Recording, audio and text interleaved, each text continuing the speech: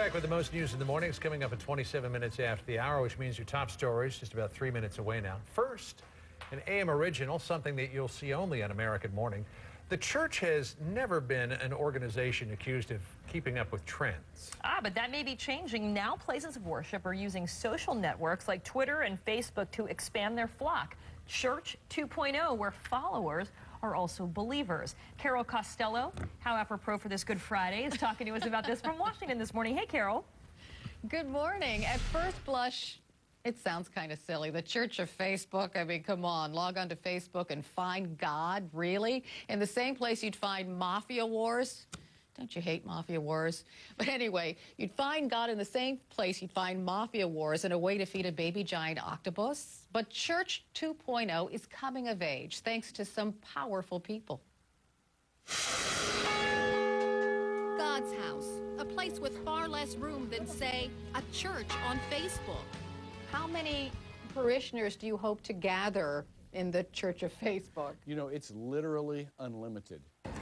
It is conceivable. As one church official put it, if Facebook were a country, it would be the third largest in the world. There are a whole lot of people who are believers or would be believers if it weren't for having to walk into a church building.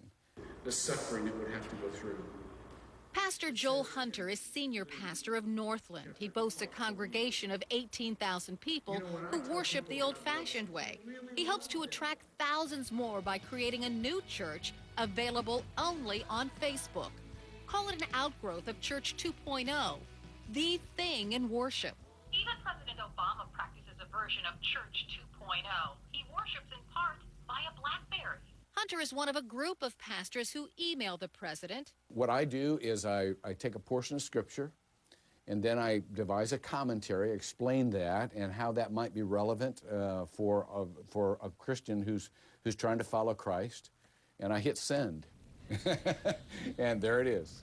Hunter has lately sent passages from the Gospel of Mark. The lessons are always relevant to anyone, anywhere. And so what applies to you and I also applies to him because he's a person.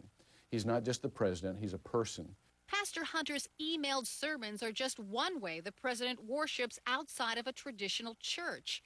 Some insist this can be an effective way to God. Others aren't so sure.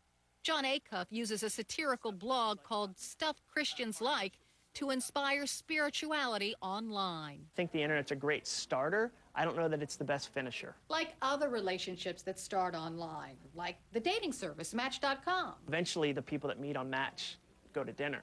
You know, eventually, when you interact on Craigslist to buy something, you go to that person's house. In every other interaction online, there's some level where you take it real if it's meaningful and significant. If that happens, then the world of Church 2.0 will be more than an online success. In a country where fewer and fewer people feel the need to go to church at all. The idea here, John and Karen, if you feel uncomfortable or you feel like a sinner just walking into a church, you could attend church online, on Facebook, with your friends. As Pastor Hunter told me, a building means nothing. You can worship anywhere. What's that website, too? Godtube.com, right? Where they actually bring church services into. Yeah, there's lots of different ways you can find God online if that's what you choose to do. But as you heard from my story, there are some critics who say you can't really worship effectively unless you have that face-to-face thing going on with your pastor or your priest, or worship with other parishioners around you. That's why they call it fellowship. But, you know, as he said, maybe the first time you meet on Match.com, you eventually go to dinner. So there you go. Here's something and unique. Sometimes it works. Here's something unique. I go to a church where sometimes the pastor is beamed into the church on a big screen. Really? Yeah, because he's at a satellite church. Now, see, I would find that strange. It's a little weird, but they do it really well. You almost think he's there. You go to church and you watch television, in essence. When they perfect 3D, the whole thing will be great. Thanks, Carol. Well, we want to know what you think about all of this. How would you feel about praying on your PC or cell phone? Let us know. CNN.com/AMFix. Crossing the half